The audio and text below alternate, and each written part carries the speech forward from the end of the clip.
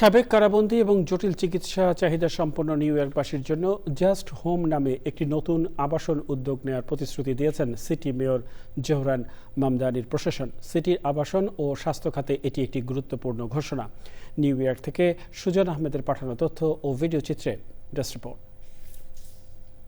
New York City Health ও হসপিটালের Jacobi ক্যাম্পাসে গড়ে উঠছে জাস্ট হোম নামে সাশ্রয়ী মূল্যে সহায়ক আবাসন প্রকল্প।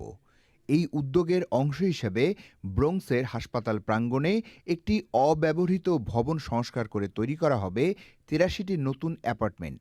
এই আবাসনগুলো প্রাক্তন কারাবন্দী নিউ ইয়র্কবাসীর জন্য, যাদের জটিল স্বাস্থ্যগত সমস্যা রয়েছে এবং যারা গৃহহীন বা জরুরি বিভাগে আটকে পড়েন। এই সপ্তাহের শেষের দিকে New York City Health Department ন্যায়বিচার সম্পর্কিত সহায়ক আবাসন উদ্যোগের আওতায় নতুন প্রস্তাব আহ্বান করবে। এর ফলে আগামী কয়েক বছরে শহরে ৩৫০-এর বেশি সহায়ক আবাসন ইউনিট তৈরি হবে। অবশ্য এর আগের প্রশাসন এই অনুমোদন পেলেও প্রকল্পটি এগিয়ে নেয়নি।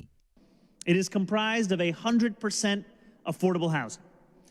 It will create 83 apartments on this campus, apartments which will support New Yorkers who have medical conditions that leave it impossible for them to be cared for in shelter, who have a history of cycling through the criminal justice system, who have too long been deprived of the external support that has been proven time and time again. Thank you so much, and I would like to call up Dr. Mitchell Katz.